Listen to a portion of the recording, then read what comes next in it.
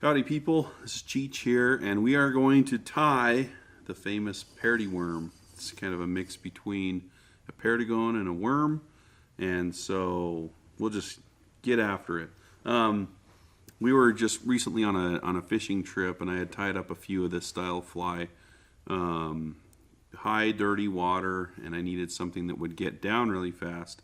And if you fished a squirmy worm or a San Juan, you'll notice that the thick material kind of holds up in the current, and even if you do have a heavy bead on it, it doesn't plummet quite as fast. So this one will. It's a great fly to use as an anchor on a Euro rig, and we'll just get after it. This one, I think, yeah, this is a size 8 fulling mill stealth hook. And the first thing I'm going to do is pinch down the barb because I'm going to put a slotted bead on it. So when I put slotted beads on, I usually turn the hook upside down. Okay, so I have my hook upside down, and I'm going to just slide the bead onto it like that. So once I reposition the hook, let's see if I can get it nice and straight for the camera. You can see that this bead doesn't want to slide over that angle. So what I'm going to do is I'm going to take these needle nose pliers and just kind of come in here and barely open that up just a little bit, about like that. That's easier said than done, and now your bead will sit right up on it. If you do that too hard, it will kind of snap. So just a little tweak like that won't hurt the durability of your fly at all. All right, so we're going to tie in some UTC 140 for the body.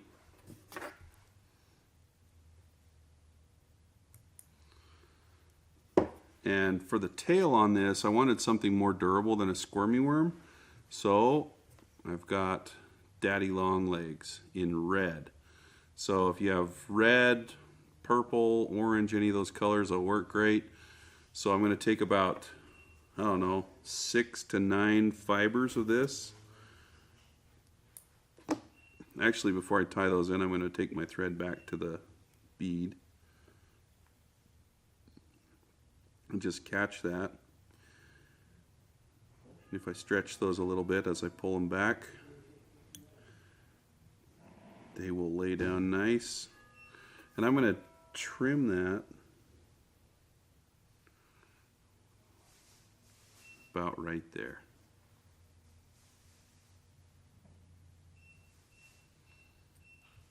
So as you can see, it just makes a little bit of a, a wiggly tail, something that's going to move a little bit in the water.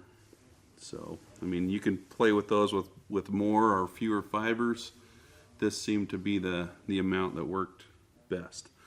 So just to give this a little bit of flash, the Perdigon style, I'm going to add some of this ice blue pearl tinsel. Okay, so this is the small size, and you have to be really careful because this stuff does kind of stretch. Makes it a little bit tougher to tie with. So I'm just going to pull that back and wrap this down. And from here, I want to make sure that my thread is nice and flat. I'm going to build up a little bit of a taper.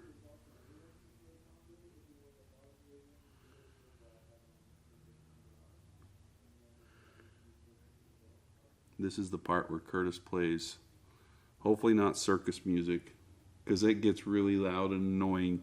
Something that Cheech would approve of. Just not freaking country. My wristwatch is broken, my shoes are untied, time is a-ticking, so is the tide. Hello. What's up, Mr. Todd?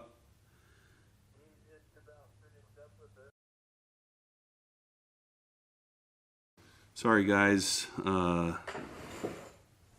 this is me. It's my eyeball. As a Ford owner, you need to take care of your mechanic. So he's actually just changing my oil. So good old Todd is going to bring my truck back. Anyway, so we've got a taper built up, just not a ton of taper. The more aggressive your taper is with this, the harder it is to get this tinsel to wrap. So I'm just gonna take this and space it out. It kind of wants to jump around a little bit, which is fine. Just like that. And you could probably tie this without any tinsel on it as well. You could probably use sulky, but this ice blue just has something about it that's super bright. The fish like it. So just a 3-turn whip finish. Now for the resin. We have been playing with this Raid Zap resin.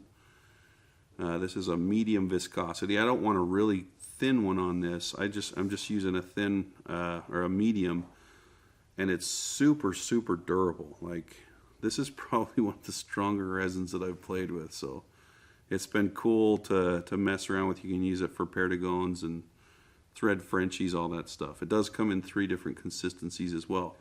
Okay, so I'm just going to coat the body. And if you get any bubbles, I have just a few bubbles in there. What you can do is just take a lighter. Our buddy Bo was in the shop today while we were filming this, and he let us borrow a lighter. So it's not the poop brown colored lighter. You have to use a red lighter with the Perdi-Worm or it won't work.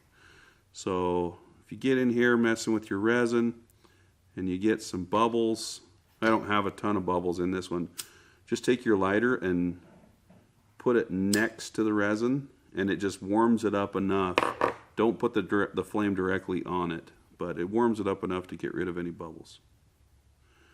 But from here, I'm just going to smooth out this resin, create a little bit of a taper. I'm going to put a little bit more on here.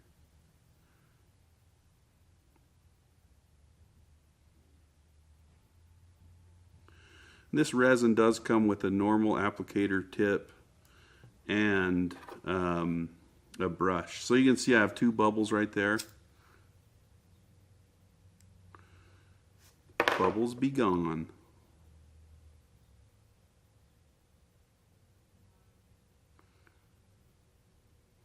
So with a really thin resin, it runs too much and you can't really build a taper. So anyway, once I get the taper that I want, I'll just spin this around a bit to level it out. And then I'll hit it with the UV light as I rotate it. So you can see how that blue tinsel really kind of picks up the UV light. Anyway, that's it, the Perdi-Worm. The cool thing about this fly is you can do it in a bunch of different colors. You can use pink beads, purple beads, bright orange beads, whatever you want. But again, it's a great anchor fly for a Euro rig, and the fish eat it.